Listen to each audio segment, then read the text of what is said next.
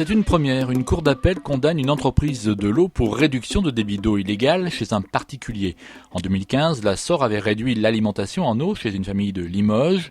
Condamnée en première instance le 6 janvier 2016, elle vient de se voir confirmer sa condamnation par la cour d'appel de Limoges. Bonjour Emmanuel Pollen. Bonjour. Directeur de France Liberté. Alors vous êtes à l'origine, avec la coordination Eau Île-de-France, des poursuites contre la SOR. Cette famille de Limoges est donc restée pendant 3 mois avec un débit réduit. Qu'est-ce que cela signifie au quotidien ? Alors c'est vraiment ce qui est intéressant dans la décision du juge d'appel de Limoges, c'est qu'il prend le temps d'expliquer ce que ça veut dire d'avoir une réduction de débit. Il explique par exemple que dans les conditions de cette famille, c'est 2h40 pour prendre une douche, c'est 5 heures pour prendre un bain, c'est une demi-heure pour remplir une chasse d'eau, et c'est surtout l'impossibilité d'utiliser tous les appareils qui fonctionnent avec de l'eau, et notamment la machine à laver le linge. Et avec l'obligation de se débrouiller à droite à gauche ou de solliciter les voisins, donc un inconfort majeur au quotidien. Je dirais même que c'est pire qu'un inconfort, c'est une indignité, c'est-à-dire que c'est l'impossibilité de vivre dignement chez soi, puisque ça nous oblige à aller quémander à droite, à gauche, à faire des kilomètres pour prendre une douche. Enfin, c'est vraiment ce que mettait en avant le Conseil constitutionnel dans sa décision de mai 2015, c'est interdire les coupures d'eau et interdire les réductions de débit, c'est permettre à chacun de vivre dignement chez lui. L'arrêt de la Cour d'appel de Limoges fera donc date. En quoi sa décision est inédite et importante ?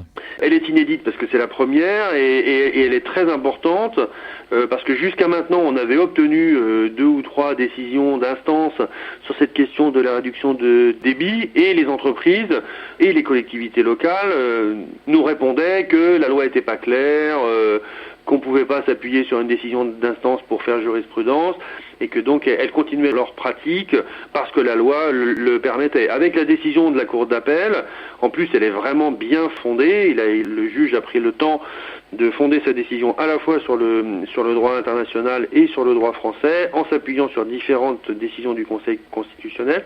Donc pour le coup, maintenant il est évident que comme les coupures d'eau, les réductions de débit sont strictement interdites en France. Donc on peut espérer, même si cet espoir est malmené par les témoignages qui reviennent vers nous, on peut espérer que les entreprises de l'eau notamment arrêtent de réduire le débit et de couper l'eau. La Cour d'appel a rappelé le caractère inconstitutionnel de ces réductions de débit, comme le sont d'ailleurs les coupures. Vous en êtes à la 13e condamnation, mais pour autant les entreprises continuent leur pratique.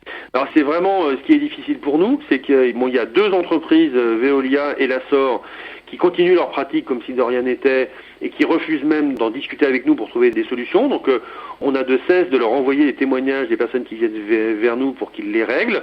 Donc évidemment, quand nous on leur envoie un témoignage, ils le règlent, mais ça ne protège pas l'ensemble des personnes qui sont victimes et qu'on appelle d'ailleurs à venir témoigner sur notre site. Et puis ensuite, il y a aussi toutes ces petites mairies qui mettent en œuvre l'eau elles-mêmes, et qui sait très bien que c'est illégal de couper l'eau, mais qui le fait quand même parce qu'ils estiment que c'est le seul moyen qu'ils ont pour récupérer l'argent. Donc on est quand même dans un moment où des élus et des entreprises refusent d'appliquer la loi, tout simplement pour des raisons économiques.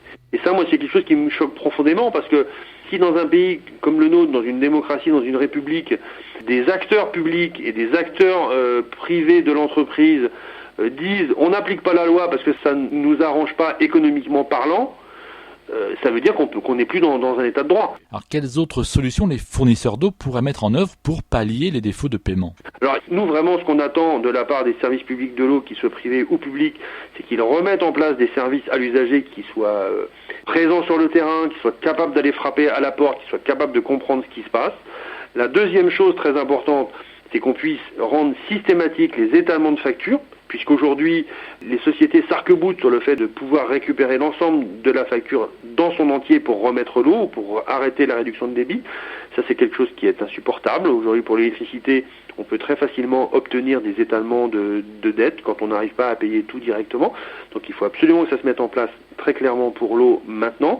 Et puis ensuite, dans le cas de mauvais payeurs, de personnes de mauvaise foi qui souhaitent juste ne pas payer, il y a évidemment la possibilité de mettre en place des procédures d'huissier pour récupérer l'argent. Et ça ne pose aucun problème. Et ça aurait le mérite de faire cesser des coupures ou des réductions de débit pour des petites dettes. Parce qu'aujourd'hui, les entreprises ou les mairies sont capables de couper l'eau pour une trentaine d'euros, ce qui est absolument hallucinant. Donc ça, il faut absolument que ça s'arrête.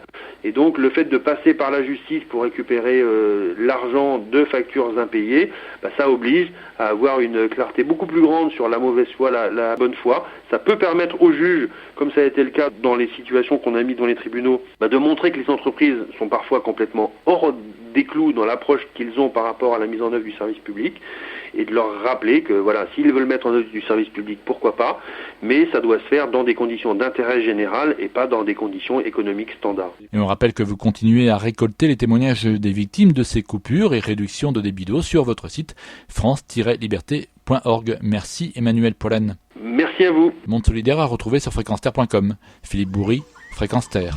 Retrouvez et podcastez cette chronique sur notre site fréquenceterre.com.